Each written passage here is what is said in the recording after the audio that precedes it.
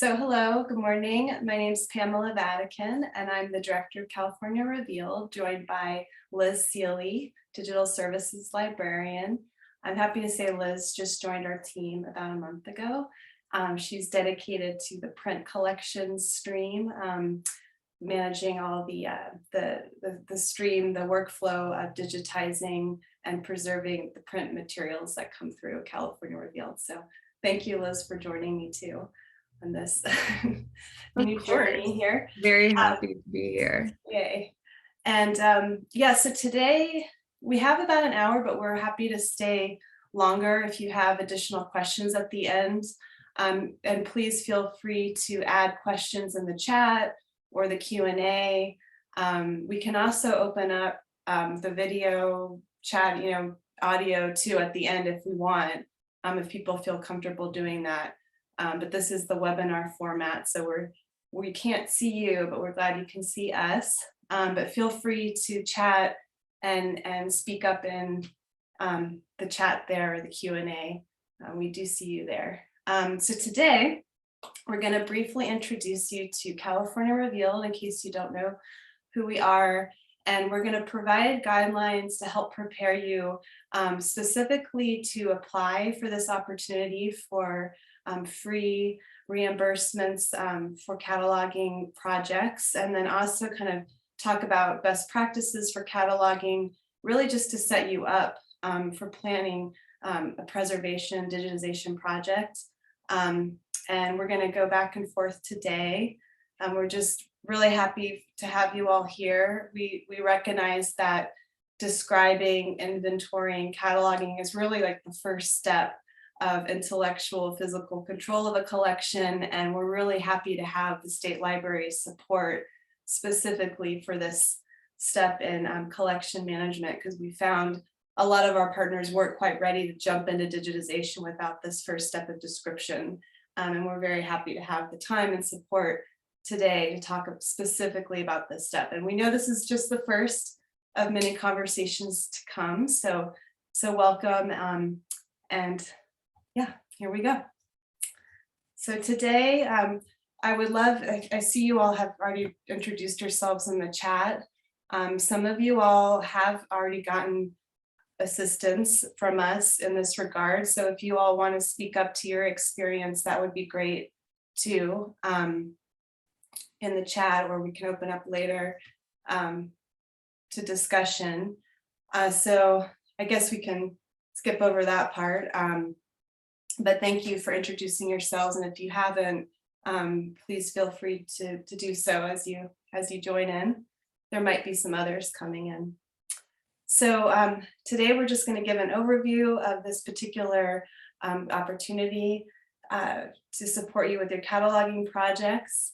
We'll go through the application pieces, the timeline and expected deliverables, and then we're going to get into best practices in general, with some time at the end, hopefully 10 to 15 minutes, but we can totally stay over if y'all have more questions or comments. We're happy to cover as much as we can. And of course, we're still around after today. Yeah. Pamela, do you want to get into the nitty gritty? Yeah. So today, in case y'all don't know about us, we are primarily funded by the State Library, and we have been since 2010. We are primarily funded to provide free digitization, preservation of your files, and then online access of your files for collections related to state history. We also push out those records to different platforms, including Calisphere, Digital Public Library of America, WorldCat, to name a few. And we do that actually with a lot of help from the California Digital Library, so I have to give them a shout out for sure. We do a lot of workshops. We prefer in-person workshops, but we have pivoted to webinars during COVID, and here we are today. But it's been good to meet people this way. Our reach is certainly wider online, and then we have these lovely recordings for reference later. So We hope to meet people again next summer when it's safe to do so. That's the hope. So if you all would like us to come and visit you, we would be happy to do a workshop in your area on any topics related to digitization or digital preservation, outreach, anything like that. We'd be happy to talk to you about what we do and how we can help your community. We also are hoping to do community archiving workshops when it's safe to do so. We've been funded to host a few of these next year. It's been on hold because of COVID, but we did get an IMLS grant, a separate funding to become a regional host for community archiving workshops, which are delightful workshops where archivists come together with community members to process local collections. And they're a lot of fun, and we were able to do a few before COVID, and we hope to open those up again. We also, here today, as we're going to discuss, we fund processing, cataloging, and rehousing projects with the intent to feed into the digitization process. On the other side, as we are building these digital collections, we really want to encourage people to interact with these collections online. We don't really know what that means. We leave it really open, but we do fund projects specifically around community outreach, promotion of digital collections. That's actually the same deadline coming up for the cataloging projects. Is those applications are due December 17th, Friday, December 17th. We're not talking about that particular opportunity today, but if you have any questions about that assistance, I would be happy to talk to you offline too. It's a very, very new program. So I think this is our third year now of supporting outreach projects. And then last but not least, we are now providing training and support for memory labs, which are being funded separately by the State Library. They're popping up all over the state now. We're getting into our second year of supporting memory labs. They're wonderful do-it-yourself scanning stations set up usually at a local library, but doesn't have to be. And I think we're up to maybe 20 memory labs in California. And so we're starting to see a network forming of memory labs, and we are happy to provide the support as those labs are developing and hoping to sustain them over time. And we provide free online access, free preservation of those files if the patrons are willing to share their family memories, personal archives. Really excited about that new development because we have been working with institutions all these years, and we're really excited to finally connect with individuals and families through memory labs. And if you all have any questions about our services, please feel free to throw in the chat other kind of questions about our services. But this is the overview, and very happy to be expanding beyond digitization. This is our team. Of course, it's not just services, but there's a process. There's lots of labor of love behind the process. This is our team. Casey is overseeing the print collections with Liz. Shahed and Willow are taking care of the audiovisual recordings, and we are now accepting existing digital collections with which Megan Lanache oversees those existing collections that come in. You know, we recognize a lot of y'all are digitizing on your own, and we would love to have copies of those files related to California history. So please keep that in mind too. That's a very new stream that we're excited about. Willow, again, is helping with Shahed. Liz is here helping with the print collections. We have a new position part-time. Max Goldberg is helping us with outreach, and we are hoping to do more outreach and expand that position in the future. So this is us. Then we also have amazing collections. We have now, I want to say close to 90,000 objects in the collection. These are our latest stats that kind of break down by material types. And we serve over 330 partners across the state. This number grows every year, as you can imagine, as the word starts to reach others. And we do appreciate seeing a lot of new folks here today. Really excited about that. It's we've been here for about 10 years, but it's just a slow process getting the word out, and really excited to grow. We started off as an audiovisual preservation project, so I would say that's maybe one of the more unique aspects of our collections. We have a lot of history in real time, lots of home movies and oral histories, history as it happened. We also have lots and lots of newspapers, scrapbooks, photographs.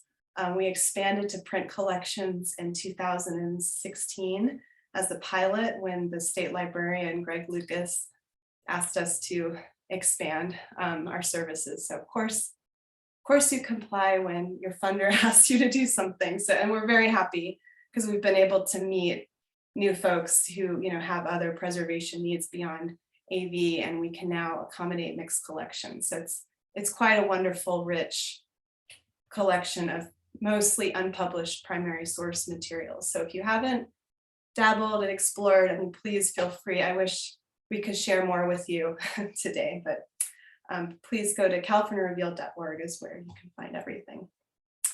So what is cataloging in California, Liz? Oh, well, Cataloging California is our program where we offer up to $3,000 in reimbursements for any sort of cataloging or inventorying project, whether that's a collection that's been unprocessed or a collection that maybe you have a paper inventory or finding aid for, and you want to get that digitized on, or typed up, and you want to be paid for that. We're happy to help you with that.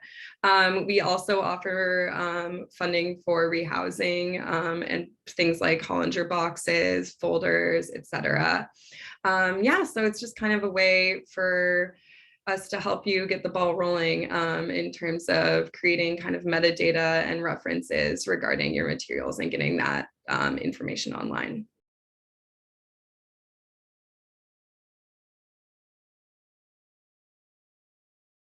I'm sorry, I muted myself again. Yeah, so you're going to be basically, when you apply through our application, our online application, which I linked to in the chat earlier, you will sort of create like a processing plan of kind of, what materials you want to process. What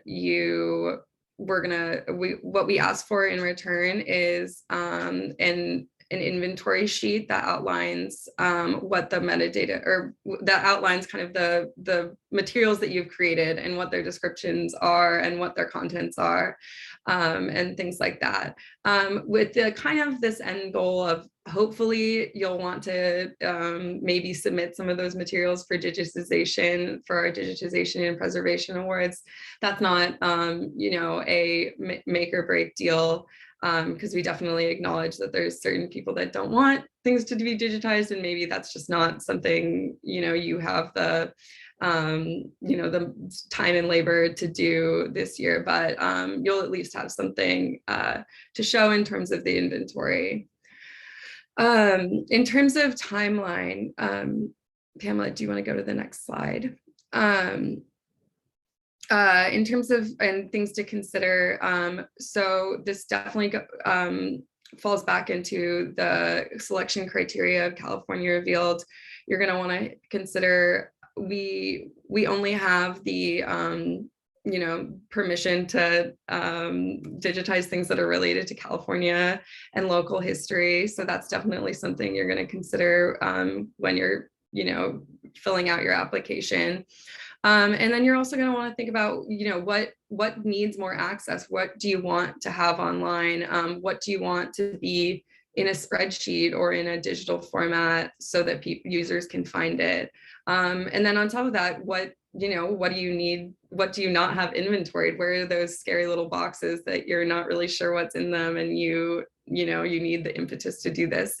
And then within that also, you're going to want to consider the time frame and cost. This is a project that's centered, it's centered between January 1st and June 30th of 2022. So you're going to want to make sure that you can complete the your inventorying or cataloging your processing within that time.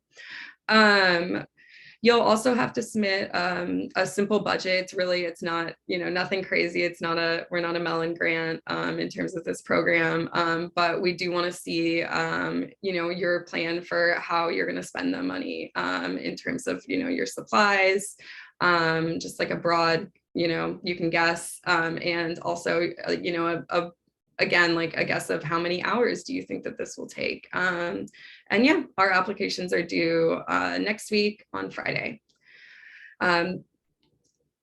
So in terms, again, I kind of mentioned this earlier, but the process will begin December 1st. We are going to be offering additional guidance in the form of webinars and Zoom meetups throughout the grant cycle for our catalogers.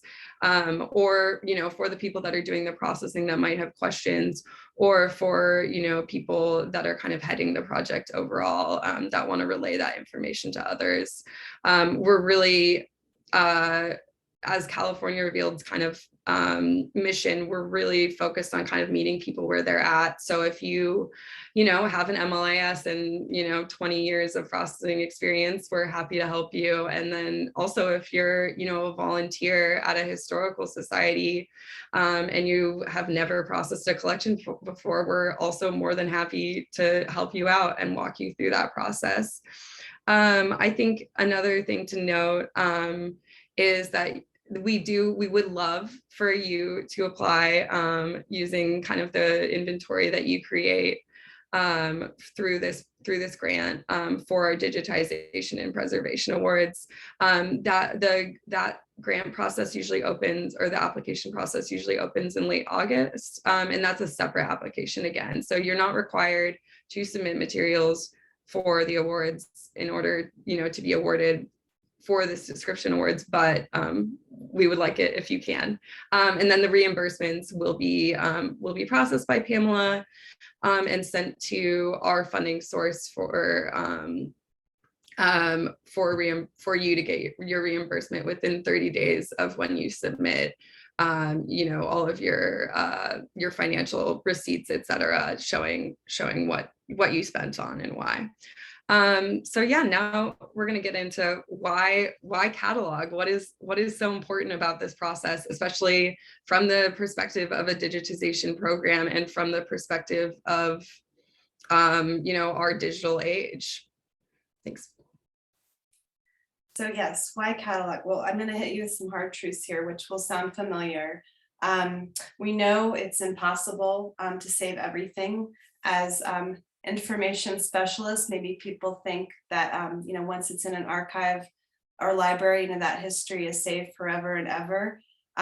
We know that because limited resources, including people power and funding, it's just impossible that there's like inherent triage involved, right? So we don't have the resources, and triage and selection are necessary, which we know that can be subjective, arguably biased. We have a lot of work to do in this regard in our field, but we know that there's limited resource available, but we need to start planning effectively, knowing what extent you have in the first place. I mean, you're not going to be able to get support for the unknown. You need to be able to identify what you have, know kind of scope and scale of what you have. And really an inventory project is the first step in establishing what you have, establishing the value of what you have, and raising the awareness.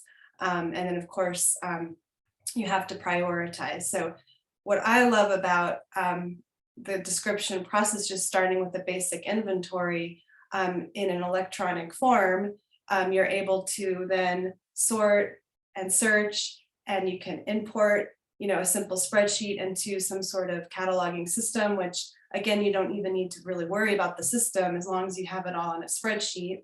I'm assuming everyone here loves spreadsheets, so which we can talk about in the chat. Maybe you don't, but they can be our friend.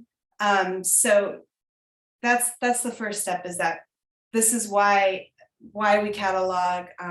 Not capital C catalog, not mark cataloging, just describing on an item level what you have, with a handful of fields, and which we'll go over later today. Yeah, and just to add to that, I think, again, like description leads to access. There's, if you aren't describing your things, no one's going to be able to find them. And that's sort of kind of the undercutting,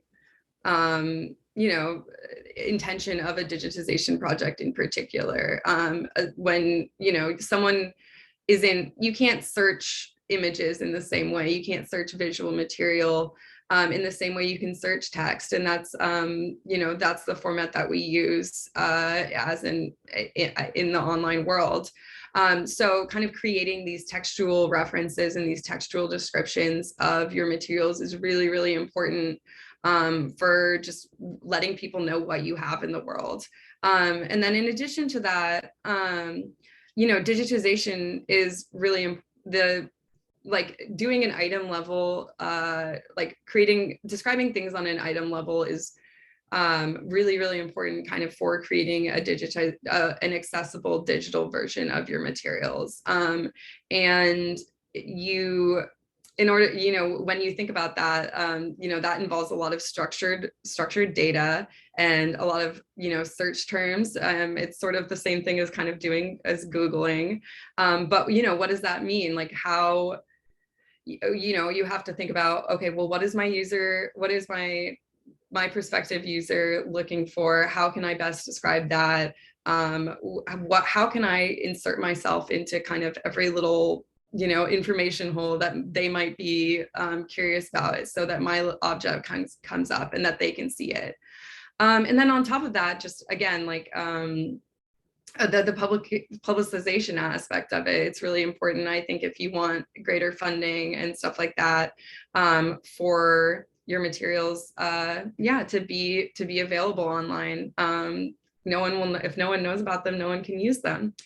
I wanted to really quickly, I'm going to drop in the chat a link to, this is one of our published records. I'm not sure how many people, it seems like most of the people here are already pretty familiar with California Revealed, which is great. But just so that people can understand kind of what is necessary to create a digital object, and how important kind of the different aspects of description are, in terms of kind of, everything from your title to your dimensions to the subject terms, etc. And then I kind of wanted to go into, beginning the process. If you've applied, maybe this is helpful kind of to revisit. Pamela, could you go to the next slide? In terms of choosing your collection, or in terms of rethinking kind of what the plans are. And then if you haven't already submitted an application, this is definitely important things to consider for which catalog for which collection you want a catalog and you want an inventory. So California Revealed has specific selection criteria for all of our awarded projects, and those must be relevant to kind of the state history of California. That is a really wide description in a great way. So don't be put off by that by any means. I think sometimes I'll see very long, descriptions or justifications of the significance of something. And it's like, sometimes the item almost speaks for itself, but there's certain items that don't. So, you have to be aware of that. But again, so we're looking for items that are specifically related to California history, or local history of towns in California, which is California history in itself. And then also we're hoping to help you with items that, maybe are at risk of loss or damage due to their physical condition, or deterioration, or format obsolescence, which is a huge issue specifically for AV materials, which is how we started. And then also, you know, titles that are more requested, or maybe titles that deserve, you know, a bigger spotlight in terms of like online access and things like that. That's definitely a really important aspect. Pamela, can you go to the next slide? So something I really wanted to kind of emphasize when people are kind of choosing which collection to digitize is $3,000 is a good amount of money, and it's a great amount of money, but it is not enough to do, you know, an 800 linear foot collection, especially not one that's unprocessed. And then in addition to that, there's a lot of things that you need to kind of think about when you're starting a cataloging project.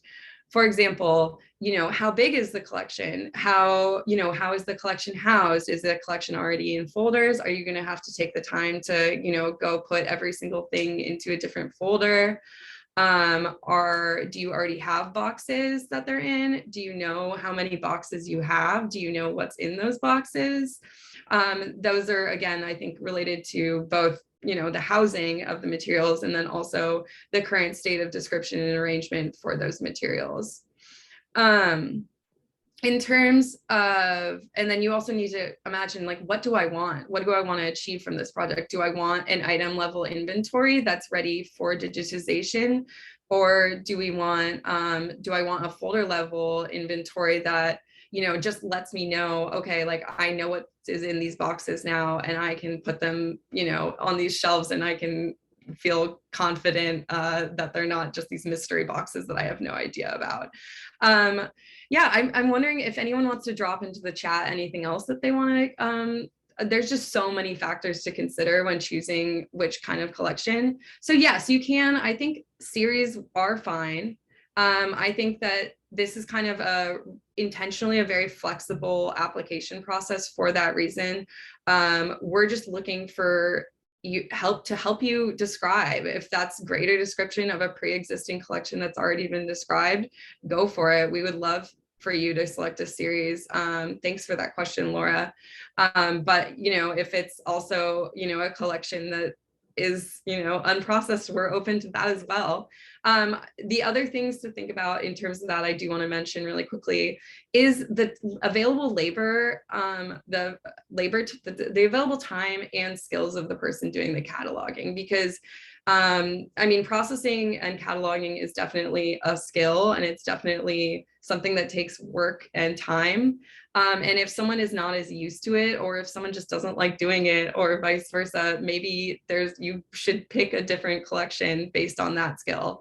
So I think that's something also really important to consider, especially when you are talking about a $3,000 grant.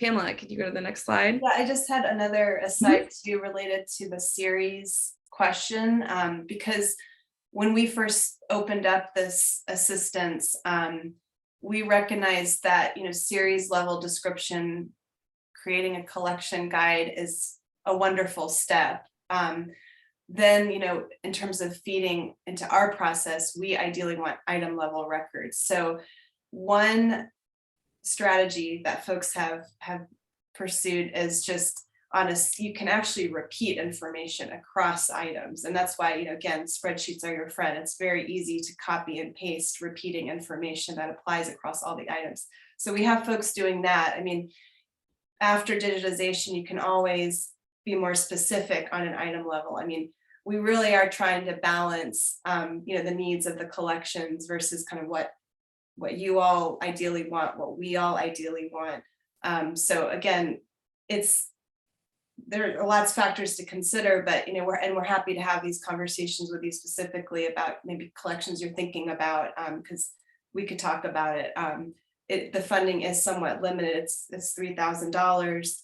So, you know, we really do try to keep it very open in terms of like requirements, but we are aiming for item level at this point. So just want to emphasize that. Yeah.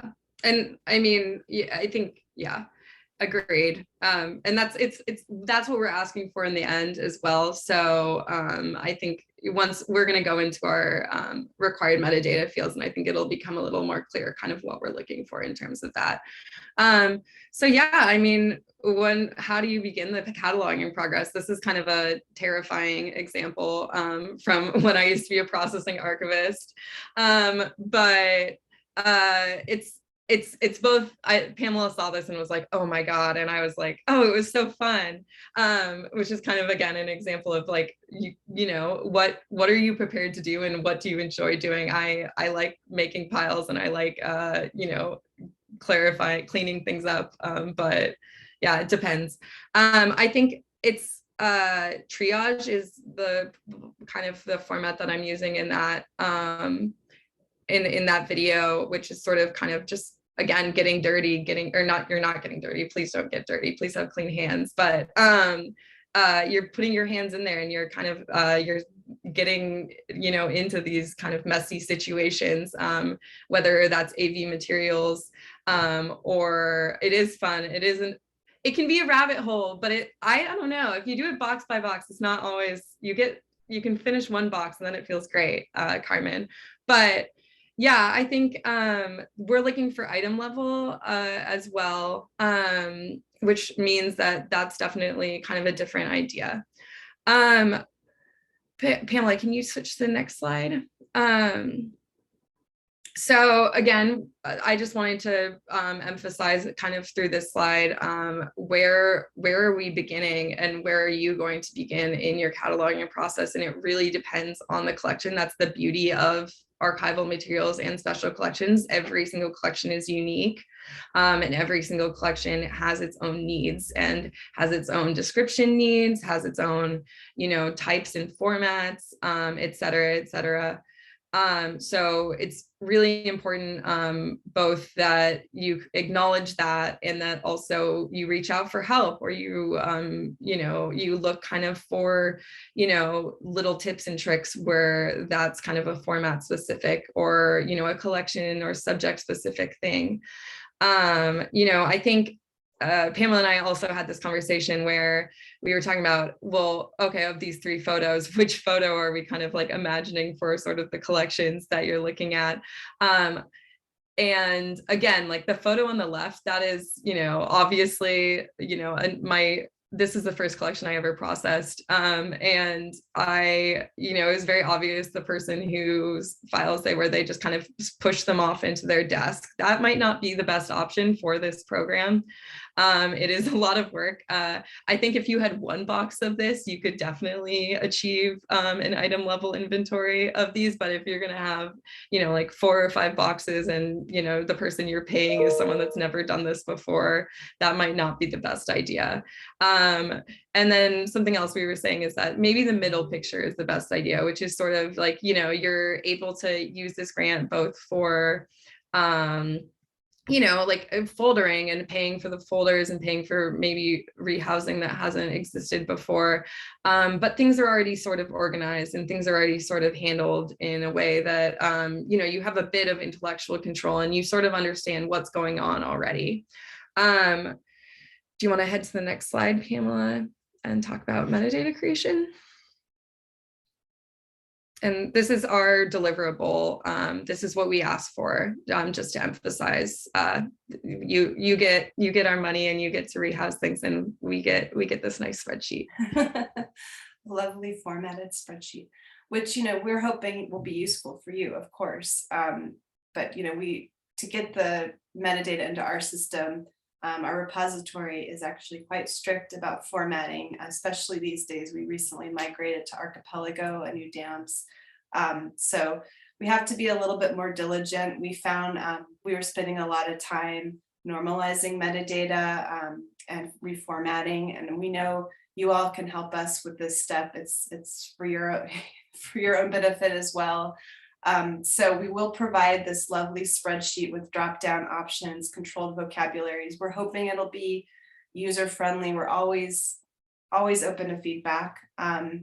If you really, really, really want to, you can go directly into our DAMS, our repository, and use our, you know, 1 record at a time interface. It's, you know, not as efficient sometimes to do it that way, especially, again, if you're working on a series level. or a large collection. But if you, depending on what you're trying to do, that is an option. We have people doing both, honestly, but most people use the spreadsheet, which is just more, it's just easier, I think, in the end. But generally speaking, we have different fields for, depending on the material type, and we have separate tabs for print, AV, digital formats. And it's colorful, it's fun. We try to make it easy for you. And then we also have, I should mention, we have a README file as well. So it links out to field definitions. We have metadata guidelines. We'll have new and improved guidelines that reflect our new DAMs in the new year. So upon receiving your award for this assistance, we'll have new links to our guidelines. We're really excited to be improving our documentation, and of course with the feedback of you all. We're now in, I want to say this may be the 5th year of this grant, so we learn a lot every year, especially as the deliverables come in. This is and Liz actually recently imported a bunch of cataloging records from this grant for consideration for digitization for this year that we're currently in. So I think the new guidelines definitely reflect kind of what she saw, and how we can all do better, I think. So we'll have new guidelines coming out, available in the spreadsheet and then also on the website. And we have glossary for each field. It's very, very clear. We are linking out to Dublin Core standards as well for print materials, and PB Core standards for AV. The idea is, for those of you who haven't participated in California Revealed, what we end up doing is we take all this information you're giving us, and it provides, of course, context for the original object, but we add administrative information as well as technical information about the digitization process, who did the work, the equipment we use, the resolution we're capturing these objects at. All of that information goes into this lovely XML file. So you can open up that file and you'll see the history of this object, and all of that gets stored in our DAMs as well. So that is the end goal. Dublin Core is our XML schema for print. PB Core is our schema for AV. And we're happy to share XML records too with you also, to give you another idea of kind of what it will look like in the end. But it's definitely an ecosystem we're aiming for here. So we'll get into the required fields. Yeah, this is just kind of a quick overview. We're gonna kind of go into each of them in a little more detail, just to talk about exceptions and rules, and just, where to begin when looking at an object in terms of an item level kind of description. But these are the ones that we do require. These are the ones that you will be filling out for the cataloging grant. So, again, I guess in this case, I've seen, if you're doing a folder level, again, we would love it if you did an item level, but you're going to kind of have to treat it as as an object, that folder, if you want to submit folder level materials to as your deliverable at the end of the grant. And so these are kind of the various ones that you'll talk about. Yeah. And then Pamela, can you go to the next slide? This is just our recommended fields. These are not required. Again, we really do try to meet people where they are at, and we try to yes. So you can submit those materials, Jennifer, for this grant, but this would not be the purview of our digitization program, since that is intended to be online, and that's what we get funding for. Something I wanted to mention just in terms of these recommended fields quickly is just that these are, again, we're trying to meet people where they're at, in terms of, maybe you just simply don't have the time, or maybe they're just, what you want to process is a huge collection and you're trying to be as efficient as possible. But these are kind of the things that are pretty important in terms of, when a user is kind of looking for something and when someone's searching for things. This opportunity can be, this can be an opportunity to kind of embellish and, pick like, a very small collection that you want to describe in extra detail. We've had people use this grant to, process a collection of letters, and then they've gone and they've transcribed each letter, and they've, put that in one of our fields, because we have more fields than this too. This is not just everything. Yeah, just so we know. Do you want to go?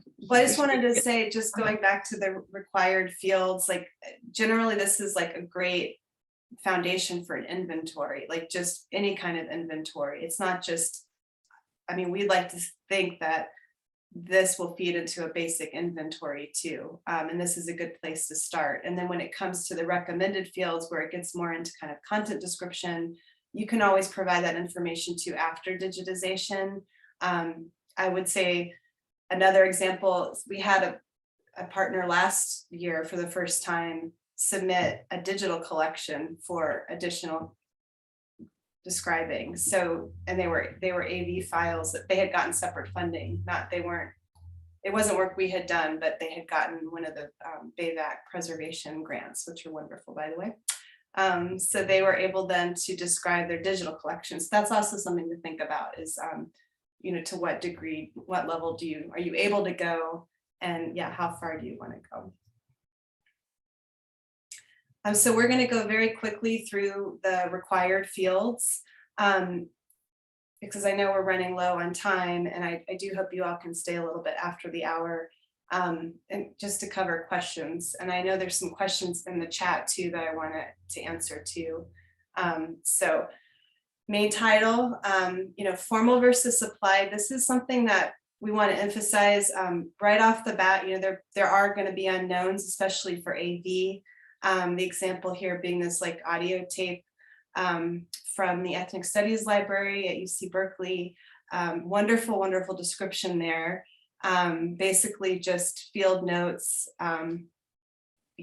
Lots of information there, but you have to kind of glean some sort of understanding of overall what's the topic, and you can always put it in brackets as a temporary title, so keep that in mind. In the case too with the print examples here, there's an obvious title of map of Beer Terrace, whereas the other map, it might take some local knowledge there to know where that is. These are from the Palos Verdes Library. So do your best, but try not to spend too much time, because you can always update the information later. Post digitization is the idea. Unique identifier. This we can accept, whatever your unique identifier system is, of course. And it could be a call number, it could be temporary, it could literally just be 00001. You need some sort of identifier to link the description with the object. Yeah, something I wanted to quickly note here is that a lot of times when it comes to working with pre-existing identifiers, in terms of this situation, there's probably an identifier for your collection broadly, but those individual items might not have have their own identifiers. And you do not want to put the same identifier for each one. You're going to want to get into a granular. You might want to consult if you have a metadata coordinator or a cataloging librarian at your institution. You might want to consult with them. If not, you're just going to think about what's the best way to do this, and you're going to use your brain, and you're going to be like, okay, well, should I add like a dash and a 001 and a 002, et cetera, et cetera. But that is something important to note. Because we do require and need that identifier for us to understand what you're looking at.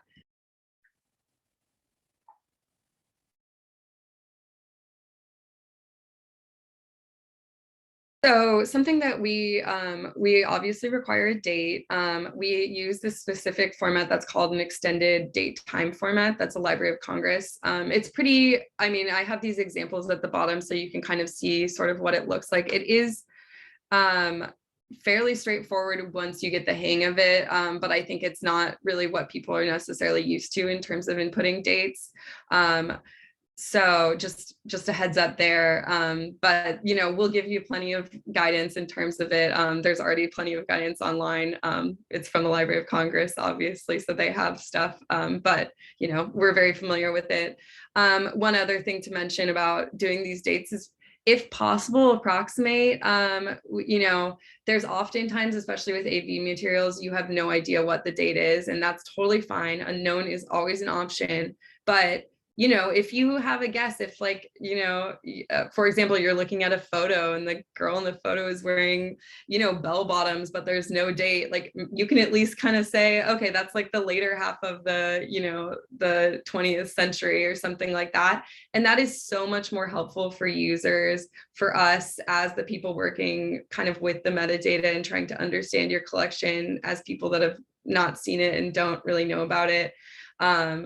Please, if you don't use unknown unless you have to use unknown, it's not something that we love. And yes. I was going to say too, with our new fancy website, thanks to Archipelago, we're going to have a timeline function, so we'll be able to see collections on a timeline. But we need that information from you all in order to map it. So just keep that in mind.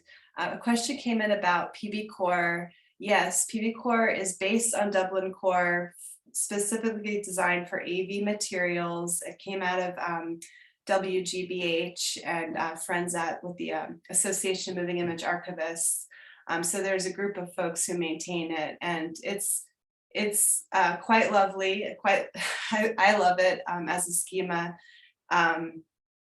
And I think we could provide training. I think that would probably be Shahed Dolashahi's place, because he's the AV preservation manager and he also loves PB Core. So we could definitely offer that if folks are interested. I don't know who you are, because in the chat, unfortunately, it says me, unfortunately. So let us know who you are and we can follow up with you, or you can email us later and let us know. But if definitely we could provide more information about the schema. I mean, I think it's great to see like what you're capable of actually doing as a description standard. There's a lot you can do with PB Core in terms of speaking about the individual related pieces of an object. Like if an object has multiple tapes or reels, you can relate those records. So it's lovely.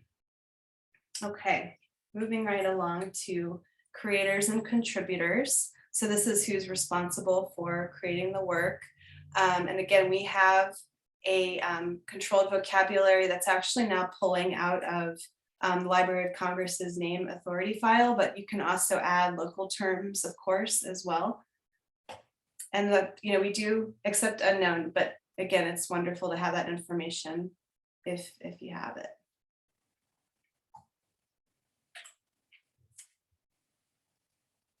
And then, of course, this is a big question, and this relates to our process and our considerations for digitization. We focus, as a state-funded program, we focus on local and state history. So for us to consider the object for digitization, we really need some connection to California and or local regional history. So this is where you would go in. This field is not public, by the way. It's just really your added note about its connection to the larger narratives of California. We do have a separate description field about the content that can be related to, of course, that justification. So I'll move along to Liz so she can talk about description. Yeah, so I think the description field is probably, in my personal opinion, one of the most important fields when you're talking about digital objects, and when you're talking about cataloging on an object basis in an electronic form, just simply because this is how people are going to find and search your materials. It's also a chance for you to talk about your repository, the history of your repository, the purpose and scope of this collection, the history of that collection, as well as things that aren't in, that you can't say just simply from looking at the material or from, finding it online, or something that's not necessarily mentioned in the title. Like, for example, if a little girl makes like a drawing of a dog, you don't know why she's making that drawing of a dog, but someone could describe and say, oh, well, she loves dogs and she has this dog and it's actually a drawing of her dog, etc. Sorry, that's a ridiculous analogy, but you get what I'm saying. Like, you need to tell a backstory, and a backstory is often really, really important for both researchers to write and use your materials, but also so that they can find your materials, because it doesn't, you can't tell the whole story simply from your title. And we hope that you don't, please. Yeah. And we want to know about your collections. We want to know about the materials, etc. Yeah. And then, so we also require a copyright statement. Again, this can be a little intimidating, I think, for some people, but we have 3 boilerplate statements that have permission guidelines that you can copy and paste and add with your institution's, names. And these are pretty easy kind of to understand. There's a public domain one, which is for basically any materials that have been I think it's created, I have it written down right there, but it's like prior to 1925, that's public domain. Anyone's allowed to use that. For the most part, I'm not a copyright lawyer, so I think that I don't want to say that without that caveat, because there's lots of weird, nasty stuff in terms of copyright law. But and then there's also the held by the institution or rights holder who's given the institution permission, as well as an unknown, which is like our most popular statement, and I think often the best one to use if you're unsure about the materials, which is basically it's almost a caveat. It's like, well, it's a good faith statement, basically, I would say, where it's like we are interested in publishing this, but we'll take it down if someone complains and proves that they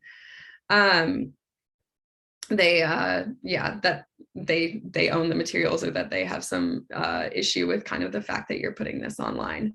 I think another thing to maybe emphasize here just really quickly is no, I can't remember what I was going to say. Let's move on. We're running out of time.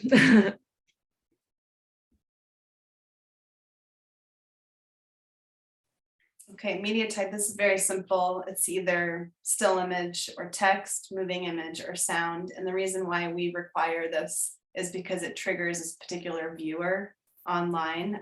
But generally speaking, it's pretty easy to fill out. Nice drop down on the form.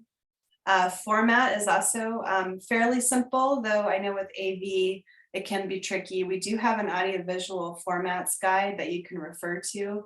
That's actually something that we always double check upon receiving materials. But it's always good, of course, for you to know for your own inventorying and assessment, and knowing too that particular formats are more endangered than others. I always have to recognize magnetic media as a format that's the window has been closing to preserve magnetic media for the past, 30 years, just because of playback equipment getting harder and harder to find, and then the actual physical material is quite weak and ephemeral. So format's really important just to note for preservation prioritizing. So definitely try to get that down if you can. So we're going to ask you about your condition of the materials. These are some fun videos that I have of when I was a processing archivist. There's, various, we want to know, if you have a book, if the book's binding is deteriorating. We want to know if you have slides, if there's vinegar syndrome, if you have, AV materials that the film base is deteriorating, et cetera. That's all really important information for us, both in terms of estimating the cost of digitizing your materials, as well as estimating how important these materials are you know, to save and when we're going through the nominations process, et cetera. Yeah. Do you want to go to the next slide, Pamela?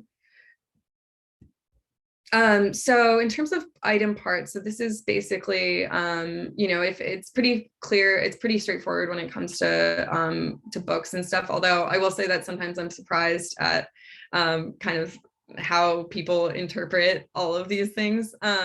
So, you know, pages, how many pages are printed? That's what I want. I don't want, you know, double-sided paper that counts as 2 pages. That is not 1 page. So the amount of times I see that is very interesting to me. Also, please include, you know, your cover and the inside of your cover if you want that printed, the backside of your cover if you want that printed, et cetera, for your paper materials. For AV materials, this is a really important field because oftentimes, you know, there will be an oral history, but, you know, the runtime of a tape is only 80 minutes, but, you know, they spent, you know, 120 minutes talking. So there's 2 tapes, but it's technically 1 object. So it's really important to explain that in terms of the parts per object. Yeah. Do you want to move on to the next one, Pamela? Do you want to talk about? I can take this one. I think that another important piece of this is just for budgeting purposes too, knowing how, like, again, your scale, and also helps us know how much it'll cost to digitize, because this is it's totally related to size and how many pieces and running time for AV. And you can approximate, you know, we really don't want you all, by the way, counting pages or pulling out a ruler, though. I mean, that's helpful. Of course, more specific, the better. But we really just need an approximate, you know, aim higher. If that's, you know, overestimate, it's better to overestimate than underestimate. So I have to say, in the case of AV, if you don't know, you can actually, on audio or videotapes, usually has like a maximum running time on the actual tape. You can just go with that. You can measure film reels. We're happy to help you with those steps, but please just approximate and don't get too hung up on that. And unknown, again, is an option. Yes, unknown is totally fine. And you can always update that information later. Although, yeah, we would like you, please, you know, best practices, if you know, or if you know, it's not that much more work for you to find out, why not find out? Then we know, you know, it's all better for everyone. These are our some of a sample of our recommended fields. I think, Pamela, this is your slide. I'm sorry. That's okay. I think because we've already covered this. So this is, again, just to reiterate, this will just enhance discoverability. And I also have to give a specific shout out to spatial coverage as well, because we have a new feature on the new website coming up to map collections on, you know, geographically, and that's based on that spatial coverage information. Same temporal coverage, of course, is related to the date, usually when the object item was produced, but it could also just be about the content that's recorded. So yeah, those fields will make it much more exciting for the user. You know, we actually didn't have our own website till a few years ago, so this is, again, an iterative process here for us as well, where we've realized, oh gosh, this is really kind of important information to include, and we really want you all to help us with this work, because you know the collections best and the history of the collections best, and hopefully the communities who care about these collections. So real quickly, again, these are the deadlines. Friday, December 17th, next week. We're totally around next week if you need help putting together the application. We try to keep it simple. It's a Microsoft form that you fill out. It's really not too many pieces. And we can go from there. If you have questions, you know, feel free to reach out to us. Does anyone have questions in the group right now? Again, the chat, I think, Liz, thank you for answering Laura's question about AV. If y'all caught that, Laura had a question about, estimating the Estimating, cataloging that's right, yeah. time Yeah. and as well as the cost of digitization. And that's, Yeah. again, kind of what we do. So we can definitely help you with that. I think I'm coming to this program with a lot of processing experience and a lot of description and arrangement experience as well, which I think is really useful for kind of understanding, when people submit things, how much work is involved, and how much, what understanding my capabilities in relation to, other materials. So if you have any questions, I'm happy to answer, as well as so is Shahed and so is Casey. Yeah, if you all want to get in touch with us and kind of give us your scenario, we could help you prioritize, what feels doable based on those estimates. We did receive your application from Lemon Grove Historical Society. I think we are overdue to respond to those who've submitted applications already. So we will go ahead and do that and confirm. You had questions. Okay, so this is Lorraine. I know, sorry for the confusion about the naming here. Yes, that's wonderful, Lorraine. It's lovely to see you here. Lorraine, is it Lorraine or Lorraine? I'm sorry, I'm mispronouncing your name maybe, but I think what's wonderful is, yes, I'll show the deadlines again. What's wonderful about people like Upland Public Library is they are connected with other local history groups, and we do encourage collaborations. Actually, Greg Lucas, the state librarian, emphasizes that in the application for digitization. And I think it's true for the cataloging projects as well. If you want to submit a cataloging project that involves multiple history groups where you all are helping each other catalog, that's beautiful. And it actually sounds like a community archiving workshop. So that's another opportunity you could apply for that would feed into this cataloging process. So thank you, Lorraine, for your good work and connecting folks with us. And then I think this is Lemon Grove. I think you're asking about updating the application. And yes, I think what we would like to do is go through what's come in, and we can totally provide feedback if there's anything that's unclear, or if we want more information. You can go back and edit your application. You should be able to have that capability where you get a link to your responses, but let me know if that's not working for you. But does anyone have other questions? I'm happy for you all staying a little bit longer past the hour. Yeah, and I just briefly looked over the Lemon Grove application and it seems totally fine, so no worries.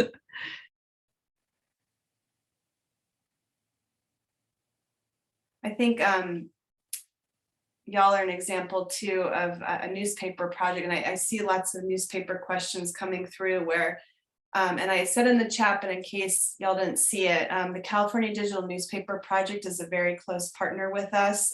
They've been digitizing newspapers for, I want to say 20 years, something like that. And so they have permanent funding to work on newspapers. So we definitely share that work with them, and we tend, as the nominations come in, we ask them, well, what, maybe this is already in their queue or they're already working on it. It really depends on the title. So I'd say for all of you out there with newspapers, get in touch with us and let us know what you'd like to do. Because you don't actually, especially if you have microfilm, you don't need to create item level records for newspaper issues necessarily, because that's all done through the digitization process. So there's a little bit of back and forth around newspapers because there could be other copies out there, and we coordinate with the California Digital Newspaper Project to figure out what copies are out there, and if there is microfilm available, we tend to lean on the microfilm. So something to think about. I don't mean to complicate this webinar, but yeah, I know people are really excited on newspapers. So it's like a little bit of a different process. We try to go on a title level first. Do we have another question? Jennifer was just asking if she Oh, is struggling to update her application through the oh, link, yes, if she could email her responses, and that's totally fine. Again, we're real people. yes. We're flexible, and we struggle with things as do everyone else. So, pretty much always, if you want to ask us a question, we're again happy to meet people where they're at. Definitely. Pamela, or the person that Sarah, Yes. what, or she would like to know if she needs, we do need item level, we would like item level descriptions to digitize the newspapers, I think ideally, Well, but it depends. depends. Because I think in your case, Sarah, I remember we talked on the phone many months ago. I believe you have a unique, rare title that California Digital Newspaper Project does not have. And they don't have copies. Copies don't exist elsewhere, and there's no microfilm copies or anything. So I do think you're a good candidate for item level description. I remember we've talked about that specifically, but I can go into your application and double check. California Digital Newspaper Project could definitely help you, Carmen. We tend to facilitate those conversations. You can absolutely contact them directly, and I can put Brian Geiger as the project manager for CDMP, and I'm totally happy to connect you. Either way it works.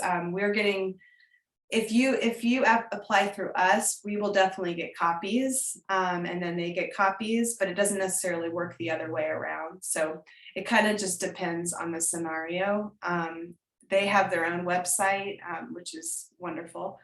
Yes, it's still at UCR, UC Riverside. So yeah, I mean, just stay in touch with us, Carmen. I mean, we would love to have copies. It just kind of depends where the funding's coming from, essentially. Does anyone have other questions? Like, some folks are heading out, which is fine. Thank you for staying later. And we're happy just to hang out here until we get through all your questions. Thank you, Tanya.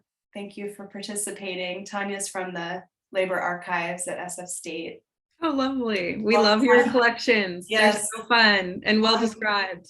Longtime partner, I want to say, since the beginning. So it's really wonderful to see some familiar faces here too.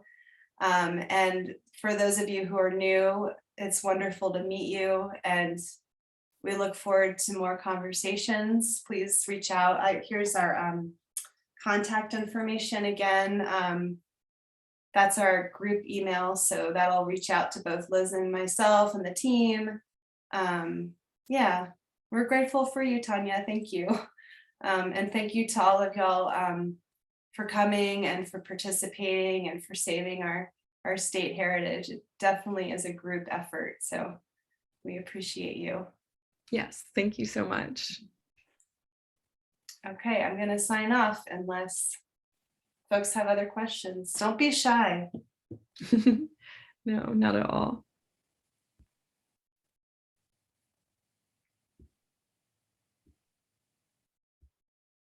I see about 15 people here still. I know, I'm curious. Don't be shy. Don't be shy. I'll turn the cameras on. I'm just kidding.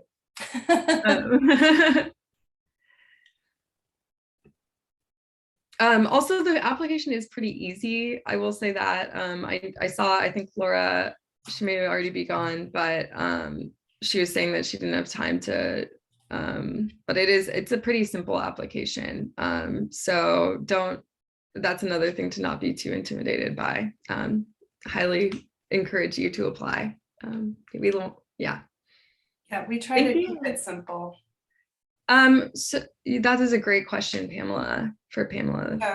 What's that? When will the, oh yes, okay, so I just keep seeing my name in the chat. Sorry. No, it's okay. So we are hoping to look at the applications right after the deadline, because we have that week before the holidays set in. So we are hoping to send out the award letters before the holidays, before Christmas. But if it doesn't happen, then it'll happen between Christmas and the new year. But my goal is to get through it next week, or the week, sorry, after next week. So you all will be ready to start. I have to send out requests for contracts to our fiscal agent, Khalifa. So you would get those in really close to the new year. So you can even start the work as soon as you get back from the holidays.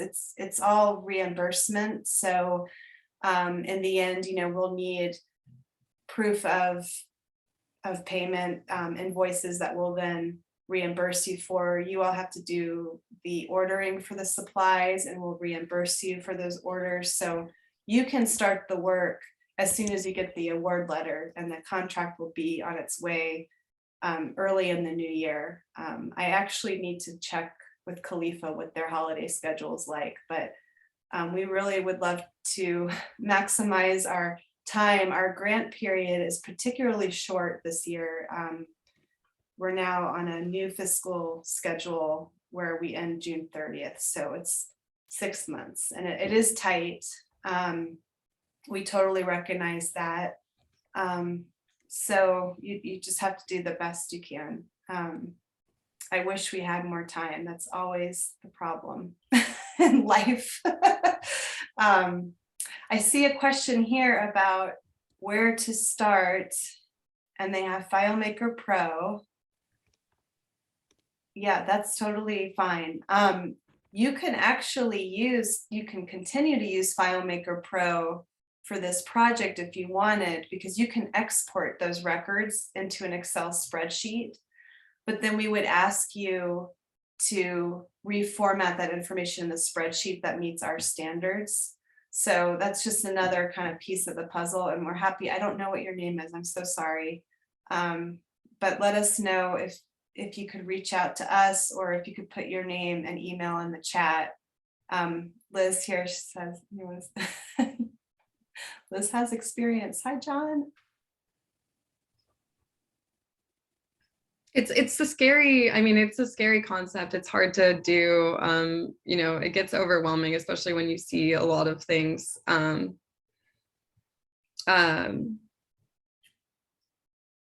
you referencing? Oh, so that's something we're very important. We really do want to give you guidance. I think we would rather give you guidance than you do it yourself, to be completely, honest. As it's better for us and for you, and we'd love to help you. It's also, we totally recognize the volunteer. That's how I got started processing archives, was as a volunteer. So yeah, please reach out. And in addition, for this 12/17 grant deadline, you have a week if you want to apply for this grant. But what do you mean by the next grant deadline? The next grant, I'm not certain. And I'm not sure who asked that question, but here's the quick link to the application so you can see how easy it is. There aren't too many questions. It's just more, I think what we're trying to emphasize today is that it really does depend on the scale and scope of your projects that you have kind of on your plate, and how to prioritize those within the limitations of the grant timeline and then the funding available. So it really is very specific and unique to your situation, and we're happy to get on the phone with you and talk you through it. And yeah, depending on your resources, who you have available to help you with the cataloging, we anticipate this funding to support volunteer effort. We actually know and recognize that that is a problem in our field. There's a lot of people working for free when they should be supported, or working for, not a lot. And that's why, again, we kind of bump up that pay level, just recognizing that this is good work that should be compensated for. And we are totally used to working with volunteers. That's the backbone of the community archiving workshop model. And yeah, who would we be without our volunteers? And yeah, we're happy to help guide folks. And in addition to that, I think that I loved getting my master's in library science, and I'm very thankful and happy that I did that. But there's a level of like professionalization to our field that I think often is a barrier, and people who are volunteers get really intimidated by that when it comes to things like digitization projects or larger initiatives. And I just want to emphasize that I don't necessarily think this is the industry standard, sadly, but our organization, I think specifically, really does want, you can catalog. You do not need a master's degree to catalog a collection. You do not, you can have never cataloged a collection before and you can do it just fine. And we're happy to walk you through how to do it. Anyone can do it, and we want to help you if you want to do it. Question came up about future deadlines, and it's usually this grant is due in the fall, like shortly after the digitization grant. So it's general right now. I mean, it could be sooner than this year. We did extend this grant a little bit because we wanted to get more applications in. We had a good amount, but definitely wanted to push for more. This is a really wonderful opportunity to just get you started on a digitization project, get you started on an inventory. It'll serve multiple purposes, not just setting you up for digitization, but setting you up on a preservation plan in general. Yeah, and if you have also questions, not just simply related to description, or cataloging, but related to housing or related to preservation, that is also something that we are very happy to help you with, and that we have a lot of experience in. So yeah. I love this question about getting notifications regarding grant opportunities. We have a seasonal newsletter, so please sign up for that. That's the best way to hear from us. And we always have deadlines in our newsletters. Let me send you the link for that really quickly. If we don't know you already, I have to find it. I'm sorry. But yeah, thank you for asking that question, because we would love for you to subscribe. And I'm glad that you've just heard about us. I don't know if it was through social media, but this is our contact form to subscribe to the newsletter. So yeah, please keep in touch, especially if you're new here. Yeah, we're happy to help you wherever you are in your preservation planning. Are there any other questions? There's 14 of us still in the room, so there must be a question out there. Do not be shy. Thank you for, I wish I knew who everybody was, but thank you for coming, and I'm glad you feel encouraged.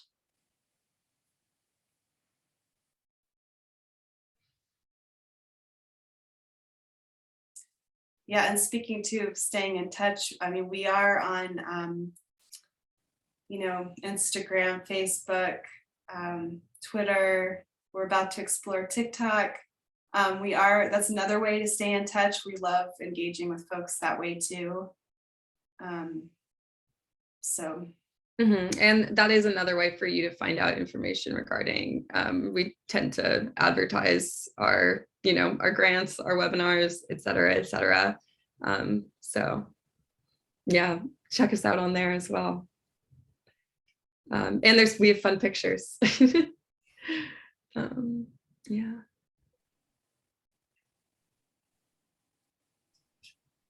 Okay, some people have left, but there's still people here. So unless you have questions, you're welcome to go. Thank you so much for coming. Yes, thank you. We look forward to working with you.